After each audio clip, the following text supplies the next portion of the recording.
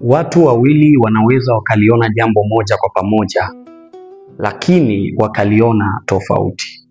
Sio kwa sababu jambo hilo limebadilika, bali mtazamo wao ni tofauti. Ukitazama maisha kwa jicho la kushindwa, utaona kila kitu hakiwezekani.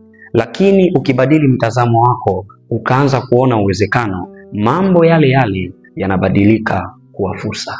Kumbuka, dunia haibadiliki, bali macho yako ndiyo yanahitaji kubadilika. Mtazamo wako ndio unaamua uone wapi kuna tumaini na wapi kuna mwisho. Ukiamini hauwezi, akili yako itakusaidia kushindwa. Ukiangalia giza, hautaona mwanga. Badili macho yako. Tatizo si maisha yako, ni namna unavyoyaona. Ukibadili fikra, utabadili mwelekeo wa maisha yako. Kila kilicho mbele yako kina maana mpya ukiamua kuona kwa imani. Wengine huona tatizo, wenye mtazamo sahihi huona fursa.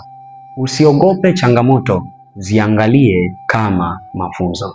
Badili mtazamo wako, utaona Mungu alikuwa na mpango na wewe tangu mwanzo. Naitwa Daniel Yusufu, tuzidi kujifunza, kuna cha kujifunza.